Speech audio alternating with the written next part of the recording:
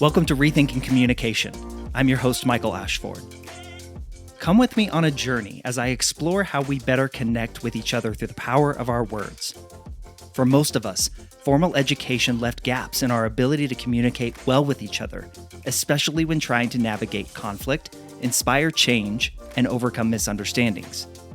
I'm a former journalist, a speaking coach, and a communication expert, and my goal is to encourage you to rethink what it means to be an effective communicator, from the stage to the meeting room to the living room and everywhere in between.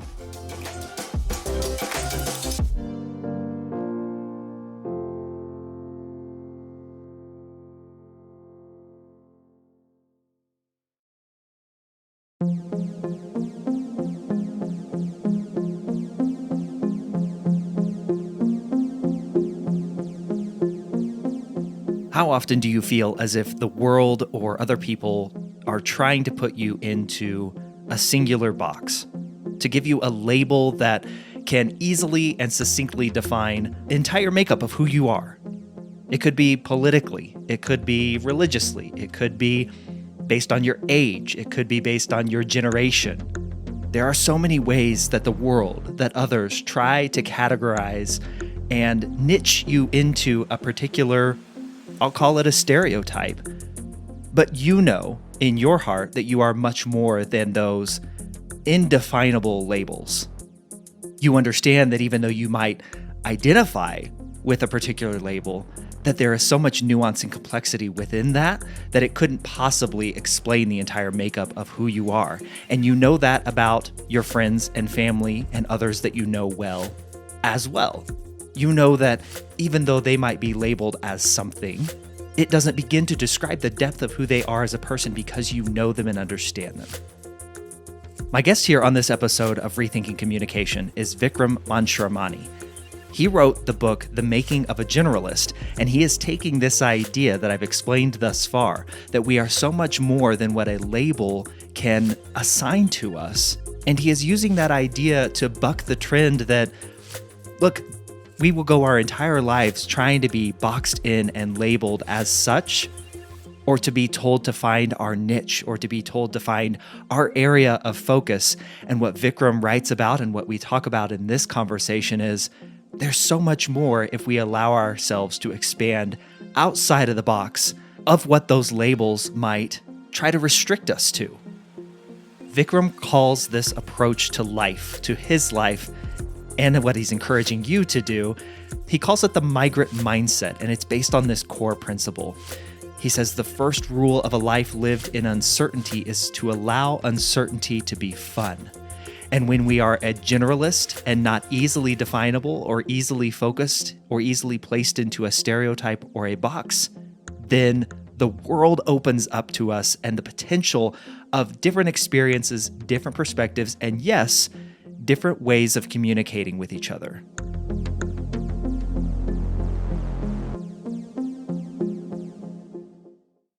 You wrote in your book that the first rule of a life lived in uncertainty is to allow uncertainty to be fun.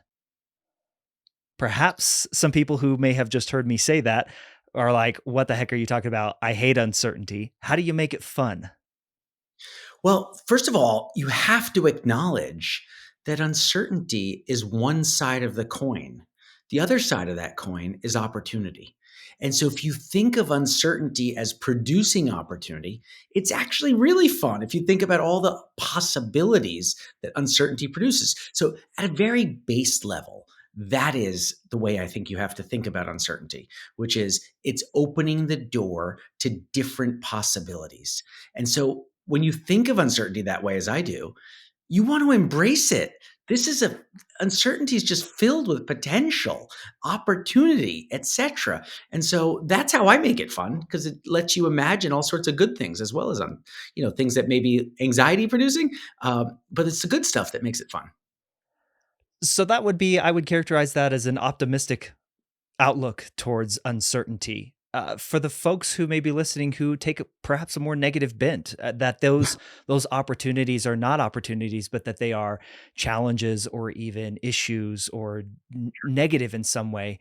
How would you suggest someone with that bent approaches uncertainty? Yeah.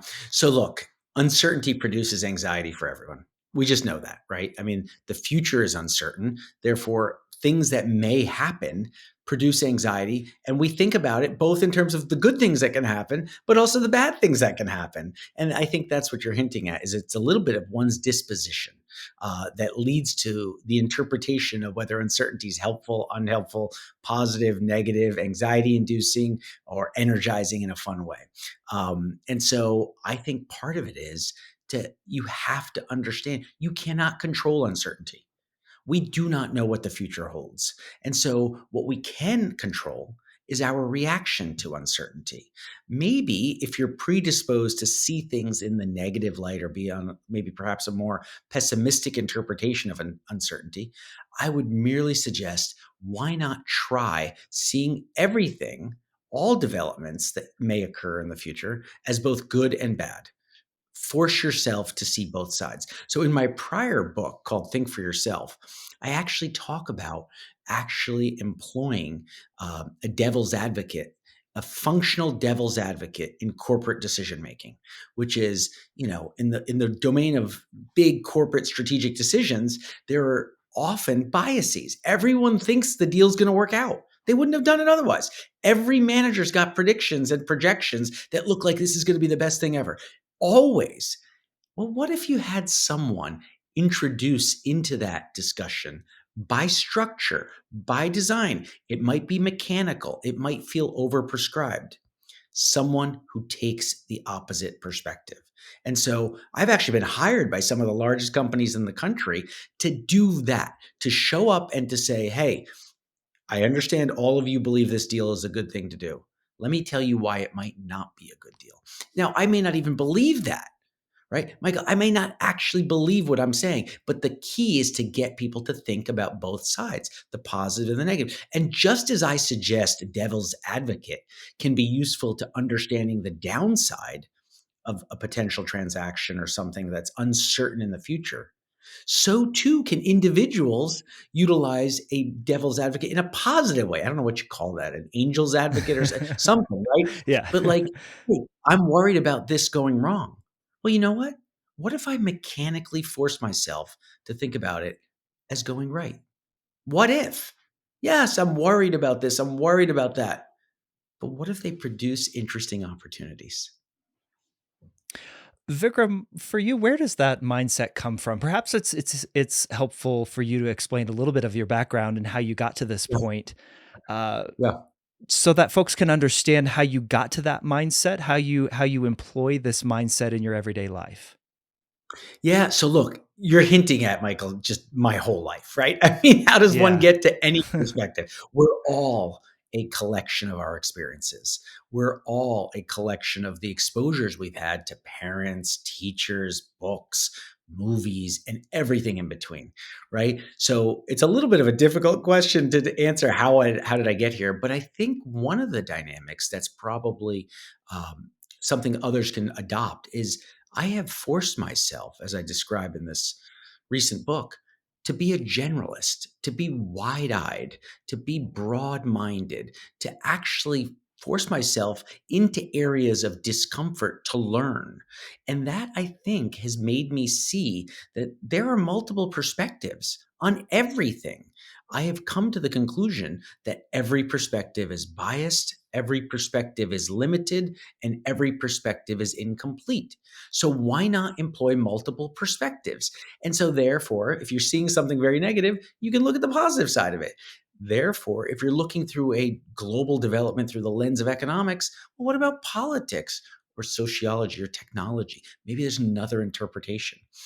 I think part of this is look, I was raised by two working class immigrants that came to the United States seeking better. I mean, at some Mhm. level, an immigrant is most immigrants are optimists. Right? They're going in search of better. They believe they can go and find better. Right? That is the American dream. That's the shining city on a hill that Ronald Reagan described. That draws, at some level, risk-taking entrepreneurial optimists.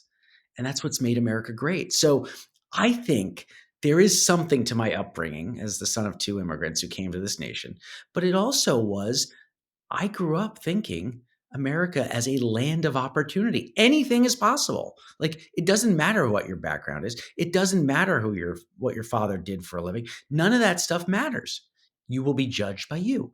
And at some level, for individuals like my parents that came from societies where maybe that was less true, this is a really empowering, positive, optimistic set of, potential outcomes in life.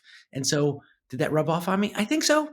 I mean, I think so, right? I also, have watched, I've had the pleasure, is probably the right word, Michael, the luxury, the joy, and really, something I'm very grateful for from my professional life to have traveled a lot. And so I've spent time on the ground, I think in almost 80 nations at this point, meeting with academics, corporate leaders, ordinary people, business leaders, journalists, you name it, um, all over the world, every continent except Antarctica. And so if anyone out there listening wants to invite me, I'm happy to come. But one of the things I've learned about that is, you know what? There's all sorts of plights in life. And oftentimes we tend to focus on how some of the things we face are challenging or difficult. And if you just reframe it in a different context, as I've had the joy of seeing again through lots of international and global travel, you sometimes realize your frame is a little too narrow. And that if you widen your frame and look broader, you're going to say, wow, I'm probably luckier than I think. Probably more positive than I think. Probably having Yeah. better opportunities, I think. So that's call it what you want, self-therapy, whatever, but that's sort of how I try to stay positive. It's, even when things feel horrible for me and what I'm doing, you take a step back and you say, "Well, you know what? Got a roof over my head. Got 2 lovely kids, happily married, got food on the table," right? Like, at some level, even though we take all of those things, or many of us take those things for granted, we shouldn't. We shouldn't. So, anyway, sorry for the long-winded answer. It's all good. It's all good. I want to go back to something that you shared there that I remember you writing in the book, that you've come to understand that what'd you say, every perspective is biased, it's limited and incomplete, and therefore you should seek out many. Yeah. I believe you also wrote in there that you respect that. You respect that idea that perspectives are biased, incomplete, and limited. What do you Yeah. mean by respect in that sense, Vikram? It's not it's I don't think it's debatable. Like, look, I have a perspective. I am by definition one perspective. I will only see the world as I experience it. It is impossible for me to see the world as you experience it, Michael, right? You have challenges, you have issues, you have opportunities, you have successes, you have things that make you happy, things that make you sad. I have different things. There's no way I will be able to understand your perspective ever, right? By definition. And so it makes you, if you come to respect and understand that every perspective is biased, limited, and incomplete, then you become more empathetic. I think at the end of the day, it feels like a softy kind of, it doesn't really feel like it's hard science or, skills, but actually empathy probably is the superpower we should all try to develop, which is trying to understand someone else's perspective. And I think when you do that, you start opening yourself up to understanding the world differently. And so that's what I've tried to do. That's why I respect different perspectives, because fundamentally, all of us have only our own perspective. And so if you really want to get to multiple perspectives, try to empathize with others and what they may be going through. It requires you to actually take the time to get to know people. It requires you to actually spend time talking and listening, right? I mean, one of the things I say in the book, my father said this at one point was, you know, God gave you 2 ears and 1 mouth. Try using them in that ratio. And I said, "Yeah, that's probably wise advice for a young child who's talking all the time." And it's probably, look, if you listen more, you learn more. From your perspective, how do you think you show up in communication if you don't respect the idea or the fact that every perspective is biased, limited, and incomplete? How might someone show up in conversation with others if that perspective is not respected as you've lined Yeah. out? Yeah, look, if you believe there is some perspective, maybe your own, that you think is right and Most always likely right. that's the case. um, it comes across in ways that many of us probably recognize, right? Which is here's a person that's more ideological. Here's a person that is absolutely, maybe they come across as arrogant. I don't know. Obviously there's different scenarios and they probably come off in different ways. Um, Sometimes they come off as confident, right? Many an expert. My prior book, Think for Yourself, was about not to minimize the value of experts, but I use a term called or a phrase, keep experts on tap, not on top, right? So experts sometimes, when they have unwarranted conviction, come across as confident and authoritative, when in reality, they will never understand the full context of my world, Mhm. of my decision making. Right. They're providing input on one sliver of it. And so if we're not careful, in certain places it's obvious when someone has a lack of respect for other perspectives, it comes across as arrogant, etc., ideological. In other perspectives or in other times, it comes across as authoritative, confident, and that may be destructive to our understanding of a particular decision or a particular uncertainty we're facing, um, because we fall victim to the idea that conviction equals authority equals Mm. confidence, all of which may be true, but is fundamentally contrary with a sort of respect for different perspectives and an understanding that there's different ways to interpret everything, and a respect for ideas that may not be naturally your own. I love that, Vikram. The question that comes into my mind is, how did you learn that lesson? Like, give me an example. Was this your own, lack of that awareness, or did you come into it by Yeah, by some other relationship? How did you come to that perspective and that yeah. understanding of how, yeah, these conversations and these perspectives take place? Well, Michael, I mean, as you've read in my book, I talk a little bit about my upbringing in New Jersey as the son of two immigrants, right? So, my guess is, I don't know this to be true, but if you drew a 30-mile radius around this little town in northwestern New Jersey where I grew up, my family might have been the only Indian family there in the Mm. late 70s. Might have. I'm not sure. But the point is, it felt that way to Yeah. me. And one of the things my family always did was, we were always trying to be respectful of neighbors, others, different ethnicities that would invite us into their houses for meals. Or I remember once going to a barbecue and, I'd never been to a barbecue. I think I was like 5 or 6 years old. And, you know, okay, well, my parents like, well, just try and be nice and be graceful and thank people and etc. And then when they come over, make sure that they understand the same thing about maybe our cultures and our traditions, and just be respectful and make them feel comfortable. So I call that in the book the migrant mindset, which is, learning to be both a good guest when you show up at someone's house, but also a good host, and being both, right? So I think that at the very root in my early upbringing was just respect for other people's perspectives, right? If you come someplace and you're unfamiliar, well, just observe, learn, be gracious, and listen, right? And by the way, understand that when others come, they may be uncomfortable. So help them, make them feel more comfortable. Basic civility at some level, right? I mean, at some level, that's what we're talking about. So I think those were the early origins of developing this respect for multiple perspectives. But honestly, from an intellectual perspective, from an academic perspective, Michael, it really took off. Um, Sort of college and thereafter, shortly thereafter. Mhm. I remember in high school, I was one of the youngest interns, actually, might have been the youngest intern ever in Bear Stearns history. And I can say that because Bear Stearns doesn't exist anymore. But at the age of 15 and 16, I was working on Wall Street.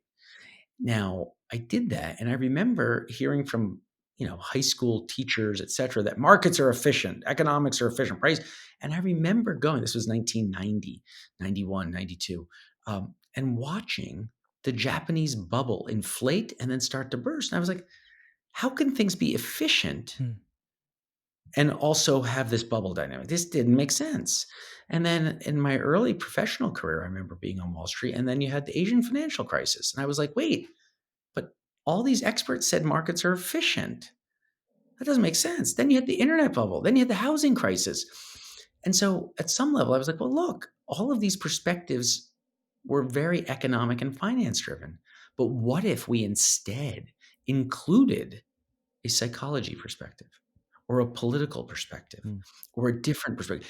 Every perspective was offering a piece of the story, and no one perspective captured it all. So that actually led to the first class I ever taught at Yale University, on financial booms and busts, which turned into my first book called Boom Bustology, which was about multiple perspectives applied to the domain of finance. So that was really the early origins of multiple perspectives applied to an uncertain phenomenon. And then it went on from there. I've got lots of other stories I could share with you, but I don't want to. Well, everything that you've talked about, from the soft skills of introducing empathy and compassion for someone and their lived experience, that you cannot know what is going on in someone's head. Um, the migrant mindset and the fact that you came from the parents of immigrants, to what you just mentioned, working at Bear Stearns, teaching at Yale, all the things you talk about in your book, The Making of a Generalist. When did you first begin to get the sense that that's not our natural, or that doesn't seem to be our natural bent, that putting people into the box based on very limited information of what we know about them seems to be like the thing we want to do? When did you first get that sense, Vikram? Yeah, it's interesting. So I would flip it and say, when did I realize I didn't fit? Okay, Right. So let's start with me. I'm let's happy to flip. comment on Let's my flip. own Yeah. perspective. Right? Not because I understand why other, but I remember having arrived in New Haven, Connecticut as a freshman. And I was super excited about taking a whole wide range of classes, and I was having a grand old time. And then everyone starts saying, well, you got a major. I was like, but I kind of like this and this and this and this. Like, why? And then I finally there was a major called ethics, politics, and economics, which was pretty cool because it was multidisciplinary. It was philosophy, economics, political science. I was like, that's great. And then I was also intrigued by China at the time. I was fascinated by Tiananmen Square. Like, Mm, what perspective enables a government to kill its own students? Like, that was just, I just don't get it. It was really a fascinating phenomenon where I was just honestly confused. It's like, I don't understand it. These are their own people they're killing. It's not like they're using tanks to roll down an enemy. yeah. These are their own citizens. Like, how, having trouble making sense of it. So I also double majored with East Asian studies. And this is where I realized it was difficult. They wouldn't let me do it. Like, I had to petition and get special permission because they said, no, two multidisciplinary majors makes you very wide. And it's now time for you to get narrow and deep. And I was like, wait, why? And so I skated through that and managed to get through it. But then when you enter the professional world, I went to Wall Street and they're trying to say, okay, which industry are you going to focus on? Well, I was like, well, I don't really know. I want to see them all. Right. I realized that was odd. When I went to MIT, they asked me what my discipline would be. I said, I'm here to study innovation. They're like, yeah, but are you going to be an economist? Are you going to be a sociologist? Like, what lens will you use on understanding innovation? I was like, all? Like, is that an option? Like, and there was difficulty there too. And so what you realize quickly is the academic disciplines try to get people to be expert, narrow, and have a area of, I don't want to call it expertise, but disciplinary strength. Mhm. Um, and then that happens in business. And then it happens in careers.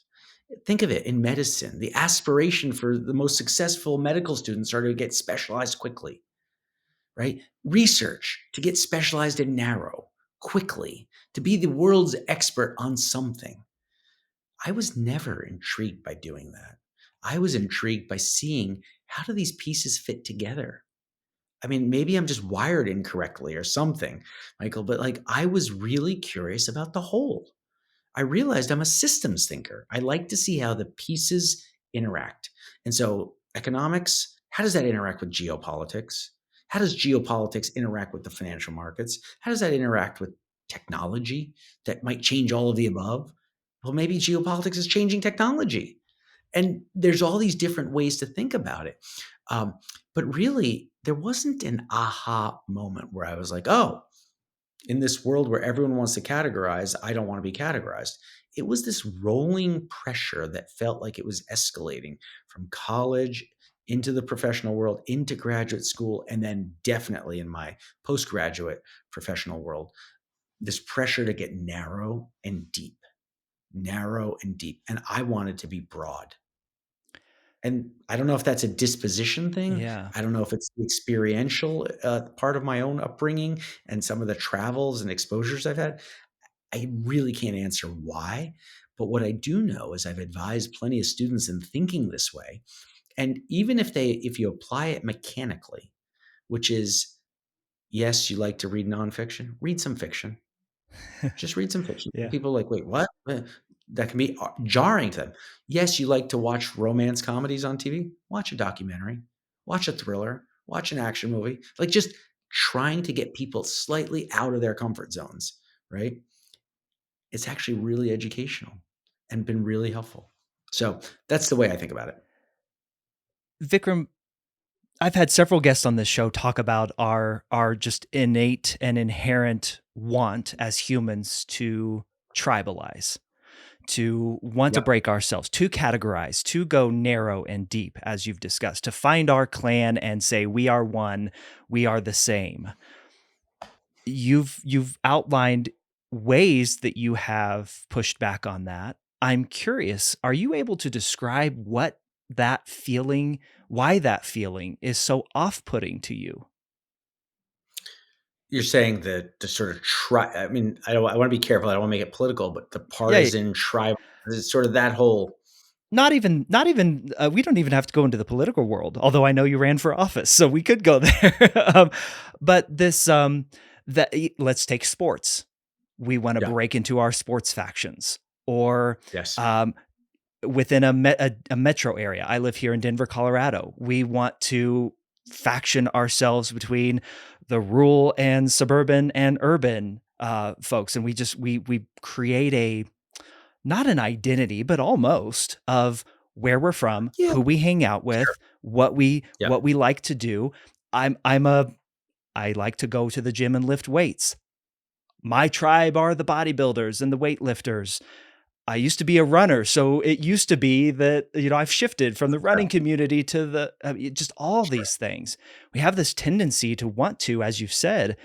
specialize, narrow, go deep, and then say, Yep. this is my tribe.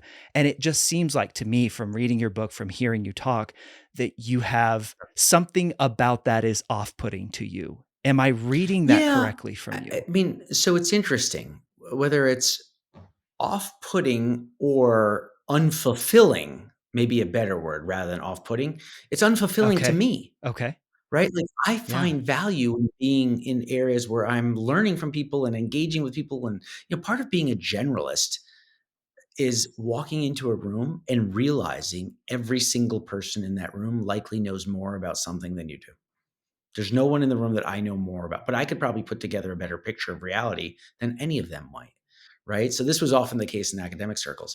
But part of the reason I think we have this, let me answer your question, that I think we have this tribal instinct or this in-group desire is simply just psychological comfort, right? We want to be with people who understand us. We want to be with people who actually appreciate some of the pressures we may be facing, whether that's in sports, whether that's in business. All sorts of conferences are of like-minded people getting together. Okay, to me that's fine. That's sort of social, fun, affirming, maybe comfortable. But is it really changing you in a way that could be productive? Whereas, maybe going to something you disagree with changes you.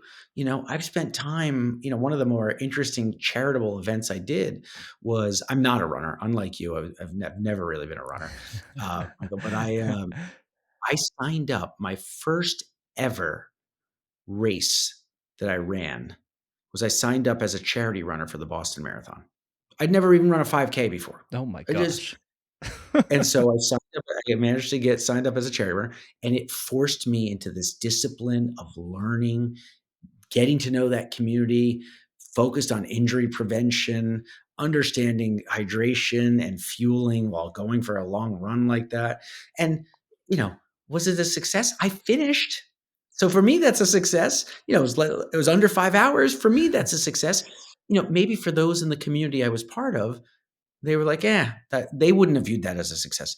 But I learned a ton from them by diving in and trying something totally overwhelming, totally intimidating, totally scary to me. Like, I don't like to drive 26.2 miles.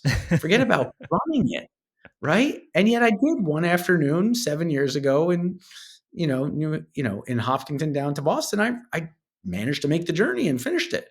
Um, so I do think there's a lot of value for those that crave it. This might be an introvert extrovert difference in the sense that, like, I love interacting with people. I get energy from learning from other people. I get energy from spending time with people that are different from me, and that I feel there's a valuable exchange that can take place. Um, I also, look, I played squash in college. I loved hanging out with the squash team. I loved it. Right, it was great. I was part of the master swim group for years in my community. Fun, totally organized around swimming, and we sort of appreciate that. But that was more a sense of community, and this might be what you're really getting at. I think, Michael, is I think we humans all have this deep craving for a sense of community. We don't want to feel alone. We want to feel like we're part of something bigger, right? Viktor Frankl, his book Man's Search for Meaning, Mhm. it's by beyond yourself that you find purpose. And so doing things for yourself only at some point becomes unfulfilling.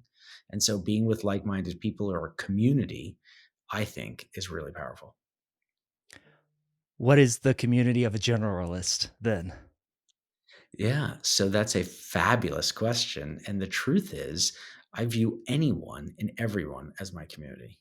Right? So you can view it as, hey, I'm only with other generalists. But my view is, look, I'm happy to talk to finance people. I'm happy to talk to corporate strategy people. I'm happy to talk to teachers. I'm happy to talk to journalists. I'm happy to spend time anywhere in any community. One of the things that's really great about New Hampshire is I think the smaller government footprint results in a greater community spirit. And so here up in New Hampshire, we really have, I think, a stronger sense of community than I recognized in the other places I lived. I lived in Massachusetts, I lived in Houston, I've lived in New York, elsewhere, and I think it's because big government crowds out some of this community spirit. Why do I bring that up? Because all of us, at some level, Michael, are generalists.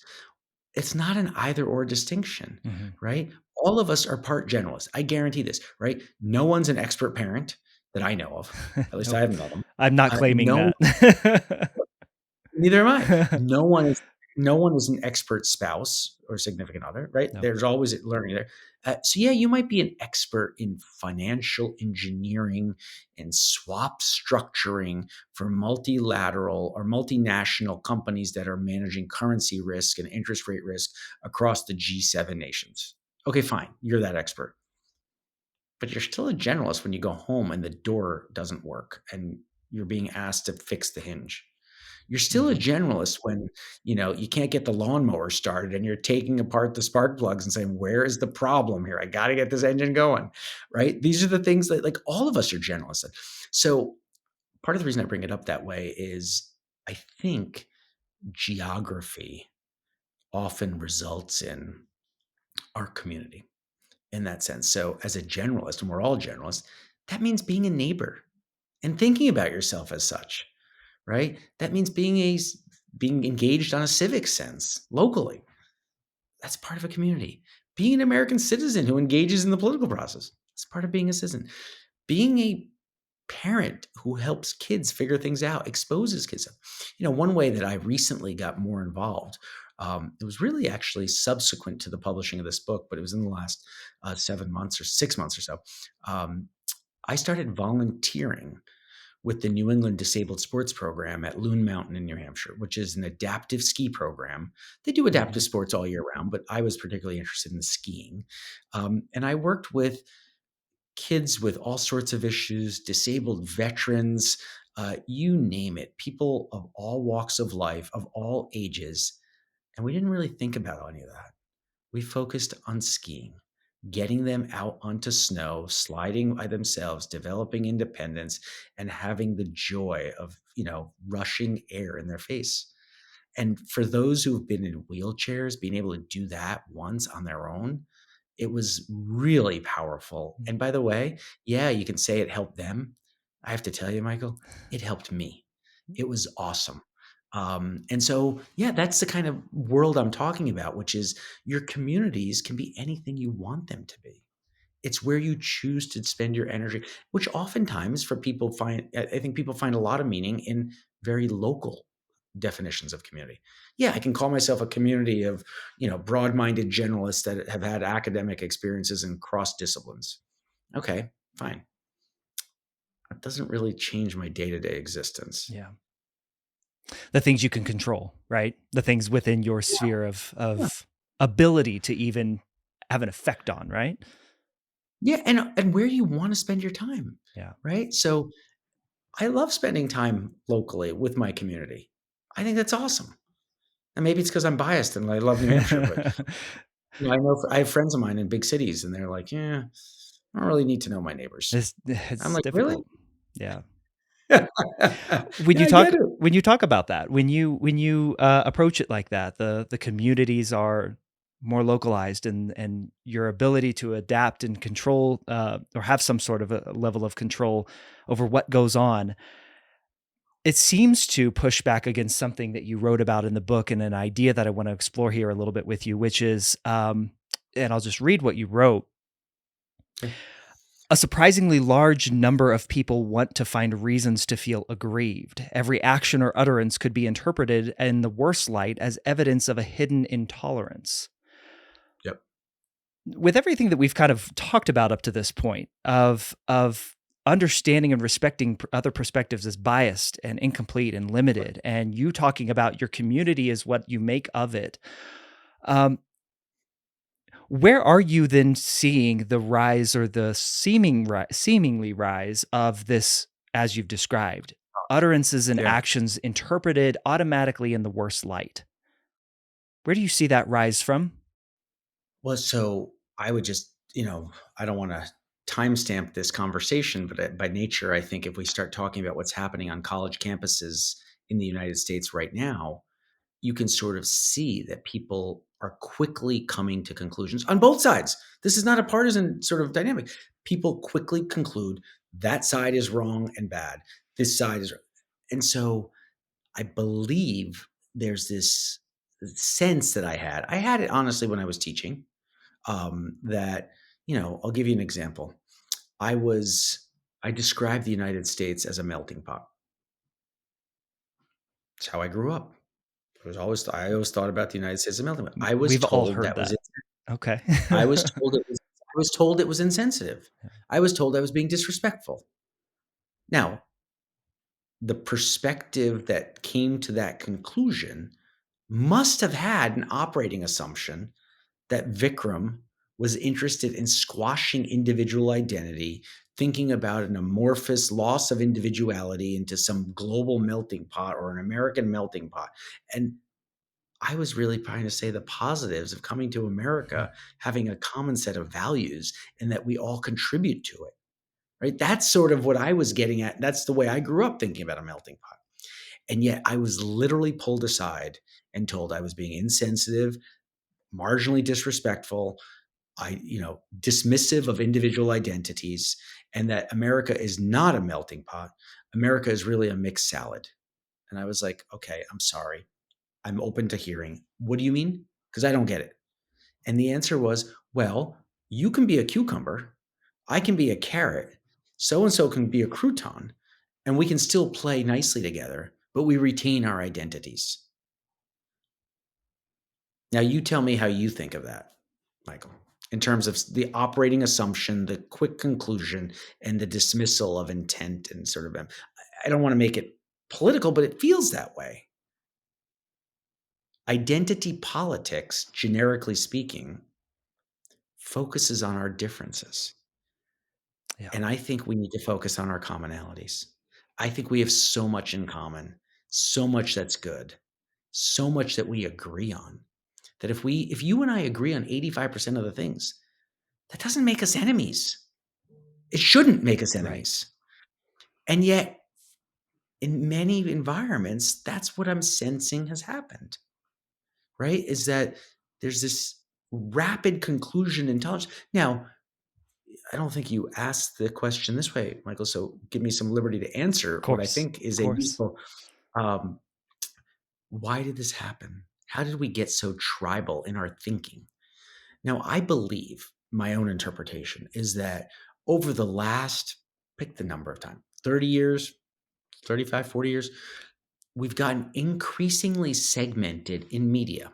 Why is that? Because it makes sense from an advertiser. You know what? It's before it was like, okay, ABC, NBC, CBS, here you go, basic news, right? Got it. It's all good. Everyone gets it. Now there's like, well, do you want the home improvement channel? Do you want the gardening channel? Do you want the cooking channel? Do you want it's not ESPN doesn't even like that's too generic. Now you need NHL. Now you need NFL. They segment into narrower and narrower and narrower tribalism in smaller communities. Why is that? Because the advertising makes a lot more sense when you know who your customer is. So let's find their interest. Let's slice them over here. So this is their sole interest. And we know if we advertise, we'll reach them and they'll listen. So if you do that, that feels like an innocuous thing to start with, right? Oh, no harm intended. We're just slicing and dicing and segmenting, and that's better for marketing. Except now we've got people of like-minded worlds subject to things in different interpretations and different flows of information. Now Right. throw on top of that social media and some of the algorithms. And this is an experiment we actually did. A research assistant of mine and I did this. We opened 2 social media accounts. Now it's anecdotal. It's not big enough research data, et cetera, to justify this as anything but rigorous. But I think it's telling. 2 brand new accounts with no followers, no activity, no history. The first account, we had click on marginally conservative news flow articles for, 5 days in a row, 2 to 3 articles a day. Then this other one, we had click on marginally liberal articles, 2 or 3 articles a day, 5 days in a row. And then we just started looking at the feeds. Feeds were 2 different realities. 2 different realities that emerged from these feeds, even though there was not a long history here. Yeah. Not a long history. And so you can imagine how this compounds into the worldviews people get. If you're getting filtered information, filtered by an algorithm, filtered by a particular channel, filtered by anything, you're going to develop a sense of reality that's going to get confirmed and confirmed and confirmed everywhere you look. And as you get, then you actually believe this, and you may be distant from a perspective that you would have developed with equal conviction had you not had that initial tipping in a certain way. So I think there's some compounding problems from social media and these algorithms that are fueling this sense of division and, polarization, etc. So I have a solution. I want to, I'm an upbeat guy, so I Want to want to be know. positive here. Michael, we could all diversify our media diets. Something we can do right now. You don't need government to give you the answer. We can all do it. And again, if you take the perspective I have, every perspective is limited, biased, and incomplete, then what are you going to go seeking unbiased news? There isn't any. It doesn't exist. So don't seek it.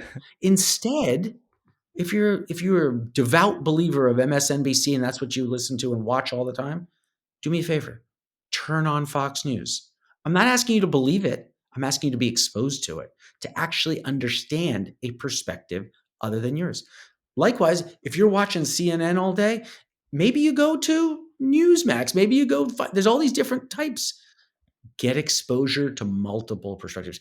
I can't watch one news source.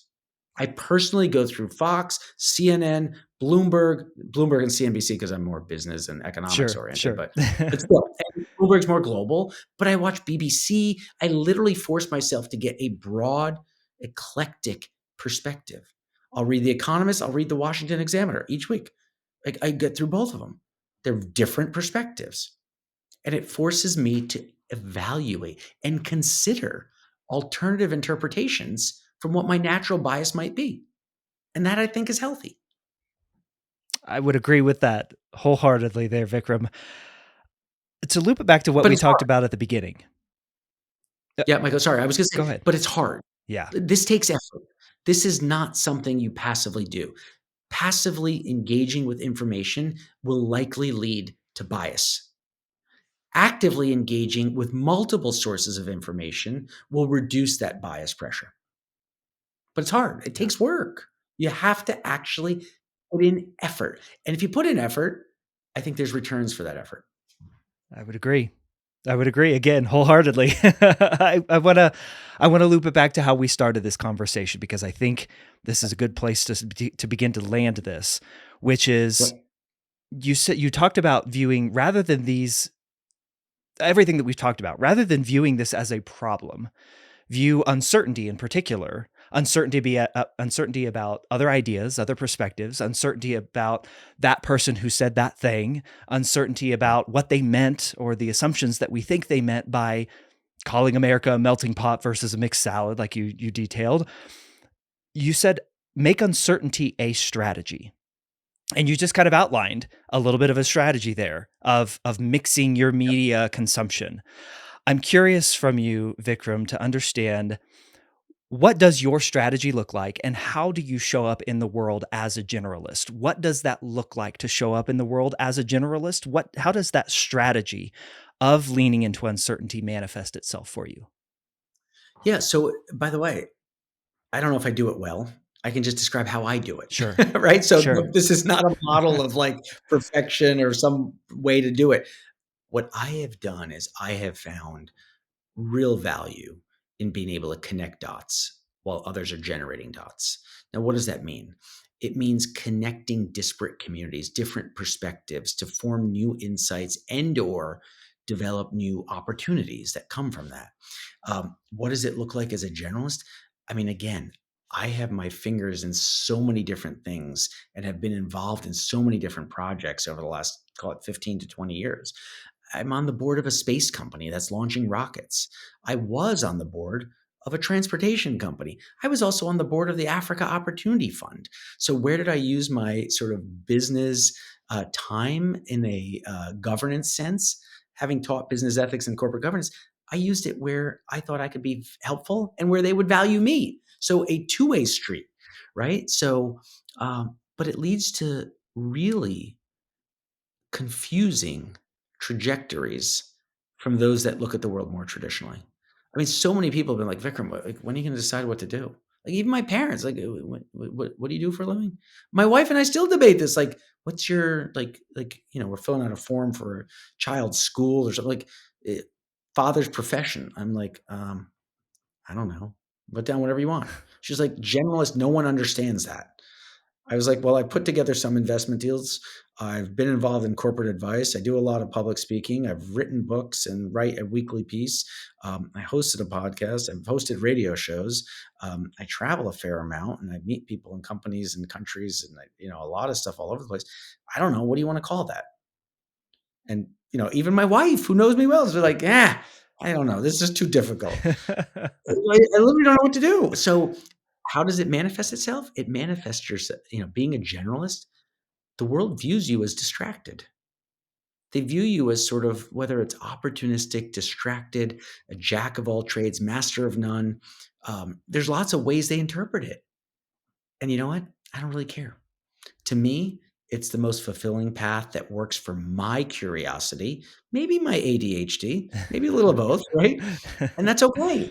I'm leaning into it, Yeah. right? Like, I couldn't have a desk job where I sat in one place 9 to 5, Monday to Friday, every day of the year. I couldn't do that. Like, that's just not me. Some people find that valuable. They feel like it's routine, it's comfort. I know when I'm working, I know when I'm not. That's not me. And everyone's different. So I'm not going to suggest it's better or worse. I'm just saying, to answer your question of how does my life as a generalist get manifested in this world? That's how it is. I do an eclectic array of activities and I find value in all of them. One last question before I ask you my final question. I'd Yep. love your perspective on something that was actually probably my favorite thing that you wrote in the book, The Making of a Generalist. You talked about the difference between friction and noise. and how your Mhm. life has never been about making noise. You've never been interested in making noise, but friction is actually a good thing. Yep. You've described a Yep. lot of potential frictions in this conversation, Vikram. Yeah. Can you detail what you mean Yeah. by friction versus noise? Yeah. So friction, I think, is all about getting people to get slightly uncomfortable. I did this in the classroom constantly as a teacher. When I was on the faculty at Yale, distinctly remember I invited Alex Epstein, who had just written a book called The Moral Case for Fossil Fuels. He showed up on campus wearing a t-shirt, "I love fossil fuels." Now imagine walking through a liberal Ivy League university wearing a t-shirt that says, "I love fossil fuels." Let me tell you, students thought differently I'm about sure. the world after they interacted with them. Yeah. Now, is that friction? Yeah. Yes. Is that noise? Now, I mean, in certain scenarios, maybe Alex has gone off to make some noise, but I was trying to force healthy and uncomfortable debate. In my business ethics class, I invited the founding CEO of ashleymadison.com Mhm. to come in and talk about his business model. Now, this business is since, out of business. It doesn't exist anymore. But back then, it was the world's leading site to promote extramarital affairs between a married person and a married person while traveling. Let's get you together. And this CEO sat in the classroom in front of students and said, "Listen, here are facts. Kids that grow up in two-parent households do better in life. Here's another fact. Unfulfilled marriages equal a higher propensity to go in their own direction and break up. So what if we can keep people together by selling discretion and confidentiality in how they meet potential partners? And that actually keeps kids in two-parent households, and that will help our society." Now, I didn't buy it. And I don't think students did either, but they were like, "Wait, what?" You have to think different. That's friction, intellectual friction. I also have my students read novels all the time. Why? To get them to think about a world that they haven't experienced yet. And I'll end on this one story, and I'm happy to go wherever you want. But I remember reading, it must have been 2010 or 2011, a novel called One Second After. It was a novel about an electromagnetic pulse attack that affects the United States, and the electricity grid goes down. Michael, not for a day, not for a week, but for a year. And you suddenly realize, as this novel describes, how society breaks down, how insulin, which needs refrigeration, suddenly spoils, and diabetic patients start dying en masse. Mhm. You start seeing how food supplies dissipate and people start dying of hunger. You start seeing how basic medical capabilities that we take for granted start just. Anyway, you could argue it's a dystopian worldview of geopolitical thriller type thing. But you know what? I read it in 2011 and 12, I think. When the pandemic hit, Mhm. I had a different image, a different perspective about supply chain risk because of that novel. Sure. Now, there's no way I knew it at the time that it was going to connect those dots for me in that time. But let me tell you, it was really useful to have a framework of supply chain vulnerability that came about because of a fictional story that I exposed my students and me to, right? Likewise, we watched Contagion multiple times in my class 2016, 17, 18. We were watching that movie as a required reading, required assignment, dismissed as a Hollywood-esque drama. There's no way society's gonna break it. No way there's gonna be mandates and restrictions on travel movement. No way, no way, no way. You know what? In 2020, it was a different story. Yeah. So, anyway, Yeah. that's what I mean by friction, which is forcing yourself to think about a scenario that you might dismiss or not naturally think about to give you that improvement of mental agility to navigate uncertainty. It's wonderful. I love it, and I can't wait to read 1 second after. That's on my Yeah. reading list. So, Good. Vikram, last question for you that I ask of all my guests. What's a question that you wish you were asked more? So, I think one of the most important questions that I would love to get asked more, but I think everyone should also ask it, which is, How do you find yourself uncomfortable? Or what makes you uncomfortable? Where can you find discomfort? And for me, I actually crave getting into that intellectually uncomfortable situation because that ultimately is learning, right? And so again, if you view the world optimistically as I do, it's, another sort of iteration of the same question is, you know, what are your best failures? Right? So, okay, what are your best failures? What do you mean best failures? Yeah, well, failure is an opportunity to learn, you know? Success can happen for lots of reasons. Right? Okay. I was lucky. I was this, I was that. Failure gives you an opportunity to learn what you shouldn't do. It sounds like one of the strategies to lean into that uncertainty, right? That's right. The discomfort and failure are learning opportunities. They are absolutely like, look, if you take a growth mindset, and I know that's an overused phrase, but Carol Dweck's book was about this mindset, right? So if you take a growth mindset, all of the things that you would naturally view as sort of disruptive, problematic, you view them as learning opportunities and an opportunity to advance and get better, right? And so that's awesome at some level. And so for me, it's discomfort, sometimes framed as failure, but either way. Well, Vikram, thank you so much. I enjoyed reading the book and just hearing about your life and how you lean into that friction, how you lean into that uncertainty. I appreciate you so much coming on and being willing to let me grill you for an hour or so, and much appreciated. Thank you, sir. Well, thank you, Michael. I enjoyed the conversation. Vikram writes in his book, the energy of a fruitful debate lies in the friction created by a variety of opinions, ideas, and perspectives. But friction can't happen unless everyone is working together. Screaming matches don't create friction, only noise. I've never been interested in making noise.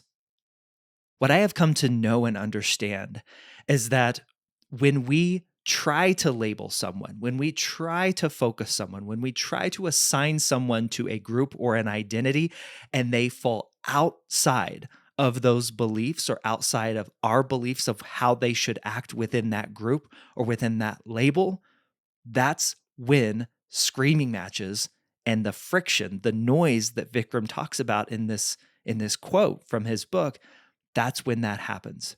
When you don't prescribe to my view and my beliefs of the world, that's where friction is created.